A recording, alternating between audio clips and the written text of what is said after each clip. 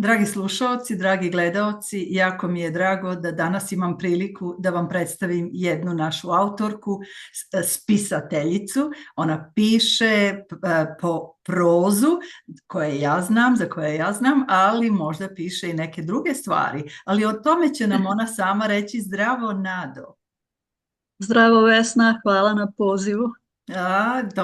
Jako mi je drago da si prihvatila moj poziv.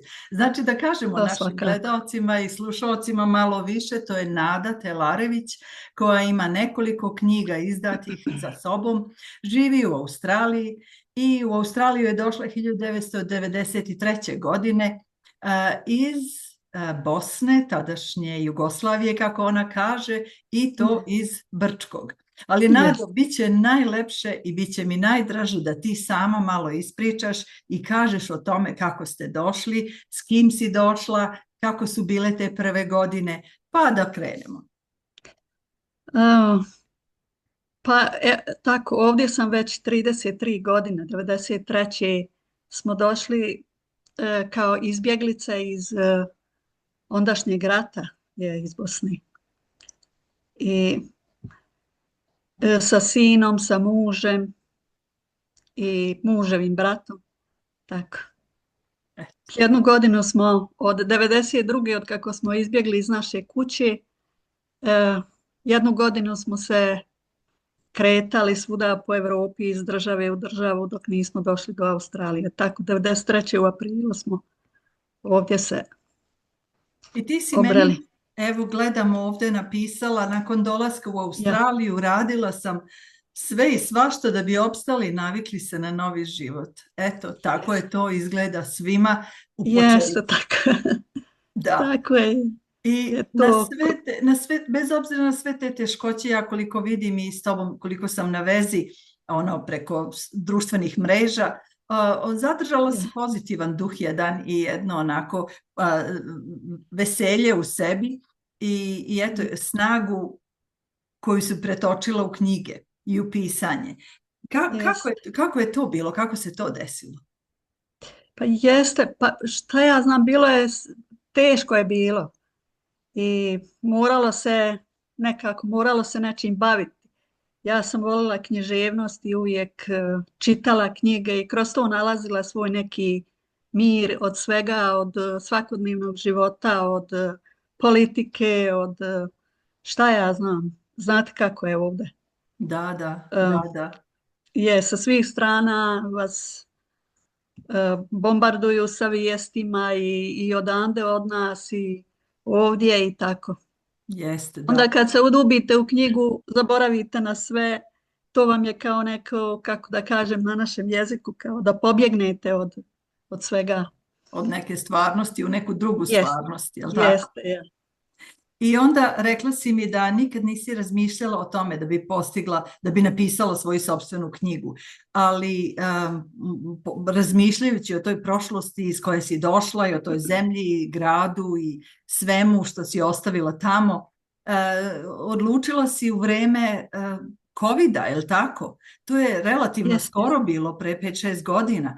Ajde, ispričaj mi, molim te, kako je došlo do toga da se ti odlučiš da počneš da pišeš i onda toliko da napreduješ u tome?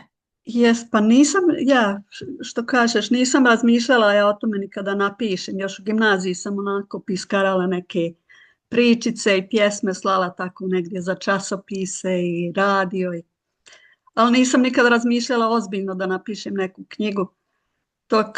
Dok nismo došli tako krajem 90-ih sam počela razmišljati da napišem ovo naše putovanje kako smo izbjegli iz rata i to da zapišem, da ostavim djeci, unučima to da imaju. I to sam tako započela i šta ja znam, život je bio busy, radilo se puno i to je ostalo. I tek kad je korona bila, onda sam razmišljala, sjetila se toga i rekao daj da završim to. I sjela sam onda i kako sam počela pisat, dok sam završila 60.000 riječi sam već imala na manuskript. Tako da bilo je ok. Posle toga kad sam vidjela da mogu da uradim nešto, onda sam počela razmišljati da uradim nešto ozbiljnije, nešto malo kao historical fiction, historijsku fikciju neku. Ali pre nego što o tome počnemo da pričamo, izvini što te prekidam, ali žela bih da čujem, znači ta prva knjiga od 60.000 reči, to je jedna lepa doktorska disertacija recimo ili par magistarska, to si pisala o tebi i u svojoj porodici, o vašem putešestvu. I šta se desilo s tom knjigom? Ajde malo mi reci šta je bio naslov i tako. Nisam to nikad izdala, to je još na mom kompjuteru. Znači nije objavljeno? Nije objavljeno pošto sam pisala sve prava imena i stvarne ličnosti. Nisam to nikad htjela objaviti, tako da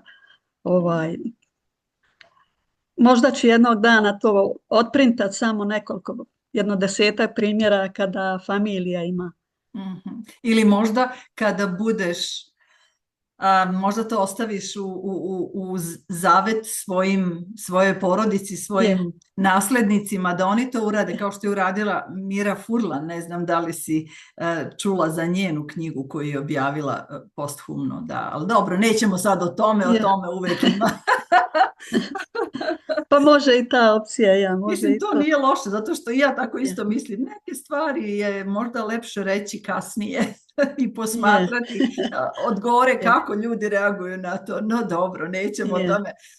Reci mi o tim, ti si sada, izdala si 2 knjige o porodici i posmatraš ih kao, eto što si rekla, historical fiction, znači istorijska neistinita priča, ali bazirano na nekim istorijskim... Na istorijskim, jest.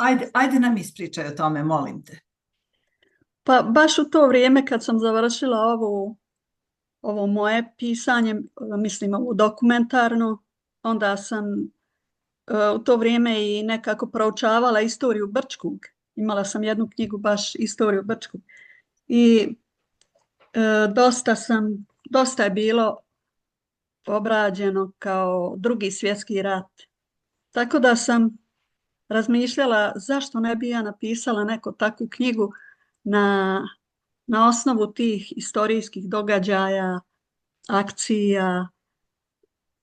Kroz to sve sam kao zaljubila se u jednu grupu omladine, diveći se njihovoj hrabrosti i njihovom požrtvovanju. U kom periodu su oni živjeli? U Drugom svjetskom ratu. I zaista su postojali, je li tako? Jeste.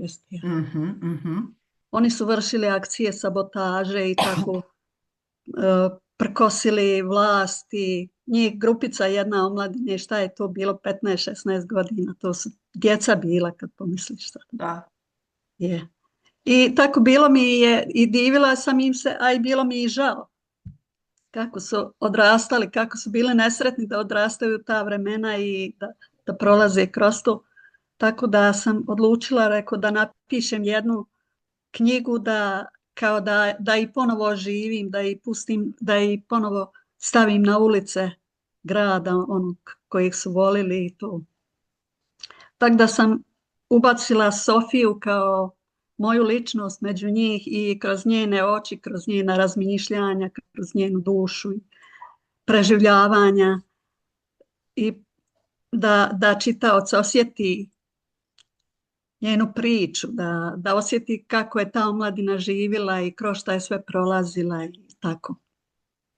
I to je sve za vreme Drugog svjetskog rata, je li tako? Jeste, malo prije. Knjiga počinje malo ranije, 31. kad je Sofija još bila djevojčica i onda tako nastavlja se 39. 40. i kroz rat. I zadnji čapter je kasnije tamo posle rata. Dobro, i to je onda čitava knjiga i koji je naslov ako bi želeli ljudi da kupe i ja pozdravljam to i želim i zato i razgovaramo da bi ljudi mogli da se zapitaju gdje da nađu te knjige, a to ćemo na kraju reći. A kako se zove knjiga? Knjiga se zove Sofija u ratu i ljubavi na našem jeziku, a na engleskom je Sophia in War and Love. Sophia in War and Love. Tako da lako ju je naći na Amazonu, ima je svuda je. Ja Divno. sam je objavila na Amazon, a preuzeli su je i drugi, pa preprodaju. Ima je svuda je. Čestitam, čestitam. Je, Bravo, to je divan uspeh, zaista. Objaviti svoju knjigu, to je izvanredno nešto. jeste. I onda Pa, šta se desilo dalje? I to je pa zanimljivo. je, i to je za mene bilo veliki uspjeh, jer to mi je bilo kao prvi poduhvat da ja nešto kao izmislim i da sastavim i sve sam sama uradila, eh, s, kako da kažem, od akcija, od prvih onih razmišljanja do svega, kao do editing, do Izdavanje, da, da. dizajna, Mhm. do publishing, do sve. Svaka čast. Tako da i u tu knjigu sam najviše emocija svojih uložila. Jel tako? Jer da dočaraš scenu, znaš i sama pišeš, dočaraš scenu moraš je jako duboko preživiti da bi je mogao Preneti u dočarati, reči, da da, je čitaoc osjeti. Tako da sam mnogo puta i oplakala i tako. Ali da ne bude sve teško za čitanje, dosta sam uključila i ubacila i onako one omladinske zezanja i smijanja, zaljubljivanja, prvi ljubavi i tako Naravno. je. Sve ono što se u životu dešava, jel tako? Jest. I tako. Jesi bila zadovoljna? Jesam bila zadovoljna. Kad sam završila, stvarno sam bila zadovoljna i čini mi se da mi je ta prva knjiga nekako najdraža. Mhm. Je. I kako je onda došla ideja za drugu knjigu? A druga knjiga je sama po sebi došla kao nastavak na prvu, jer imam 3 knjige, sve 3 su povezane, sve 3 su iz iste familije. To je kao trilogija, jel tako? Da. Kao trilogija, ali sam ih napisala tako da se mogu čitati zasebno, da Mhm. ne mora se čitati po redu. Da, je, Da, da. je. Sad neću da kažem kako se prva završila, Naravno. pošto druga je nastavak kako je jedna djevojčica nestala iz Brčkog i ukradena u isto vrijeme kad se povlačila njemačka vojska iz Bijeljine prema Brčkom. I 57 godina kasnije njena familija, u stvari očeva familija, djevojčica je bila rođena tajno, očeva familija nije ni znala za nju nikad. I tek 57 godina kasnije oni saznaju da je ona postojala i jedna od njih, djevojčica se zvala Marta, jedna od Martinih rođaka odlazi u Njemačku da radi i usput da unajmi privatnog detektiva, da kopa tako po nekim istorijskim aktima, da ne bi pronašao kakve tragove. Jer su znali samo da se ona zove Marta i da je vojnik neki koji je u Brčkom dao djevojčicu ženi jednoj da je čuva na 3-4 dana. Saznali su da se zvao on Hans, tako da Mhm. su mogli da pronađu, povezali ta 2 imena i da traže. I tako, knjiga je kao miks između Martinog i Vesninog života. Vesna je druga ličnost, Mhm. je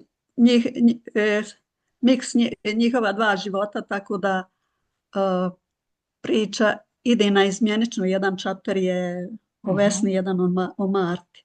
Mhm. I ta druga knjiga kako se zove? U potrazi za Martom ili na engleskom Looking for Marta. Oh, beautiful, divno. Je. Odlično, divno. I onda?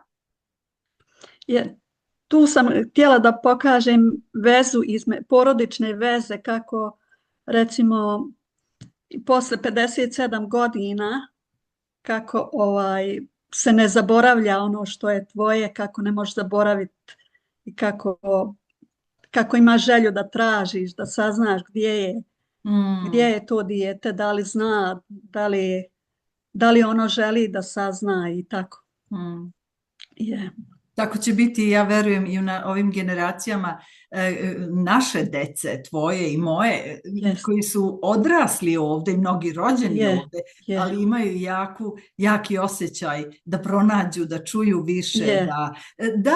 Da li misliš da će im ta knjiga, odnosno te dve knjige i sad treću pišeš još da nam treba kažeš o tome, da li će pomoći ljudima da malo razumeju taj čitav kontekst, čitavu tu srce Evrope, šta se dešavalo, 2 rata i sve to?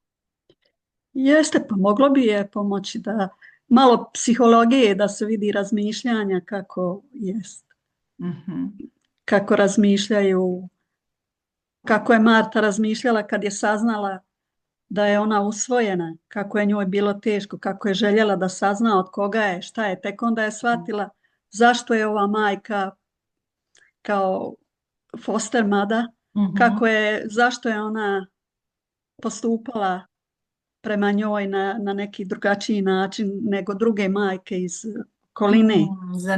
Zanimljivo, da. I zašto je taj otac, usvojeni otac, zašto je on imao neke drugačije, zašto ju je, sad da ne govorim sve šta ju je radio i to je, jer u knjizi to ima dosta opisano je. U knjizi ima dosta i kako da kažem, i teških stvari za čitanje, i preljube, i kriminala, i svašta. Pa to je sigurno ono što je i dešavalo se i koje jednostavno se može i očekivati u nekim turbulentnim vremenima da se desi. Jeste. Ali ima i isto, uvijek u svakoj knjizi ubacim dosta i romantike i ljubavi, da ne bude sve preteško za čitanje. Ima dosta je i Vesna u Njemačkoj se susreće sa grupom, sa bosom, zaljubljuje se u svog bosa i tako. Dobro, tako. Tu mislim ima dosta i romantike i ljubavi. Naravno, kao i u svakom dobrom romanu. U životu je. I kao u životu je šta se dešava. Dobro, reci nam, molim te, o trećoj knjizi koju sad trenutno pišeš, je li tako? Pa nju sam već završila, malo sam još prolazim, čitam, gledam ima gdje koja greška da ispravim i to. I ona je ready skoro za objavljivanje. I u njoj je isto nastavak od druge knjige. U njoj je Vesnina ćerka, dolazi u Australiju. Sad radnja se odvija u Australiji. Vrlo zanimljivo, da. Naime, Vesnina ćerka dobija poziv da joj je otac, koji je rastao se od njene majke još kad je ona bila mala, on se oženio, ima svoju drugu djecu. On je došao u Sidney i tu postao je kao, na buildingu postao je neki, privatno je radio i ima svoju kompaniju i tako postao je bogat. I Vesna je dobila poziv da je ona strada u saobraćajnoj nesreći i ona, iako sa njim nije imala skoro nikakav kontakt i sa familijom ovom se ovdje nikad nije ni viđala, u 20 godina jednom su se sreli i tako. Ali je na jednom odlučila da dođe, da eto nešto je povuklo i da dođe na sahranu i da malo više sazna o ocu i tako da sazna, da se upozna sa bratom tim, s polusestrom, polubratom. I tako nije imala nikakvu drugu namjeru, ali ono što se desilo kad je ona došla, njena familija, ovi ovdje nisu je prihvatili uopšte kako treba, jer su se svi bojali da će ona sada uzme to njihovo bogatstvo i da dijeli s njima i to.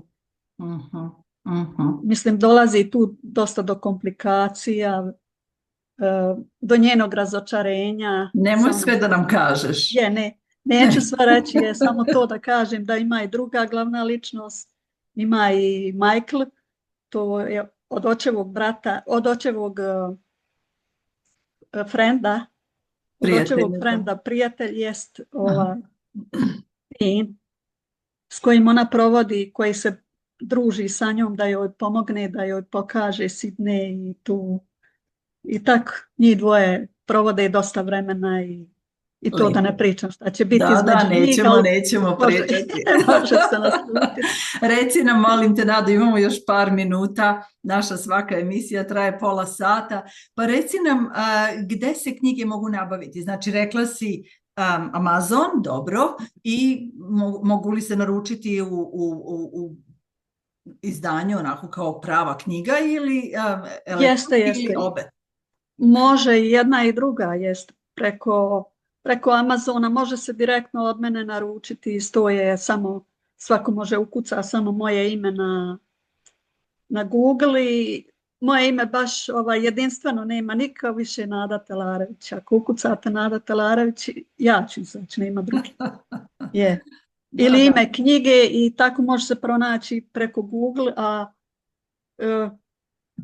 Email adresa možda je, isto nadatel yes, 59 at gmail.com, je li tako? yes, yes, Aha. je. I ima u digitalnom i papirnom izdanju, jeste na našem jeziku i na engleskom, Mm, na mm. oba dva jezika. Pa dobro, Nado, nadam se da ćemo imati priliku opet da se čujemo, da nam ispričaš kako je treća knjiga, koliko je popularna. Znam da su ove prve dve sve više onaj zamajac književnih krugova radi i počinje se saznati o tebi. To je 5 godina, izvanredan uspeh, svaka čast. Čestitam još jednom i drago mi je da si se odazvala mom pozivu. Hvala Vesna. Samo da kažem da se ova treća knjiga zove, da će ona uskoro biti izdana i da se zove Više od nasledstva ili Više. More than Inheritance na Znači engleskom. imamo 3 knjige, imamo Jest, nekoliko junakinja koje žive jeste, od Brčkog preko Nemačke do Australije. to Australija. Imamo Sofiju, Martu, Vesnu i Vesninu ćerku Maju, jest. kako se zove Maja? Maja, jest. Maja, eto. I 3 knjige koje imaju naslov Sofija u ratu i ljubavi, je li Ljubavi, tako? jest. Druga knjiga je U potrazi za Martom i treća je i treća je više Više od nasledstva. od nasledstva, jest. Dobro. Nado, hvala ti puno i nadam se da ćemo se čuti opet jednog dana. Hvala Vesna, drago mi je bilo da smo se čuli i nadam se i ja da ćemo se čuti opet. Eto. Dragi slušalci, to je bila Nada Telarević, moj gost u ovoj emisiji ovog utorka u Srbiji u mom srcu. Ja vas srdačno pozdravljam i nadam se da ćemo imati prilike da sa Nadom pričamo uskoro, da vidimo kako je njena treća knjiga objavljena i da li prati uspeh ili još uspešnija od one prve dve. Pridružite mi se sljedećeg utorka za opet jednu lepu emisiju. Doviđenja.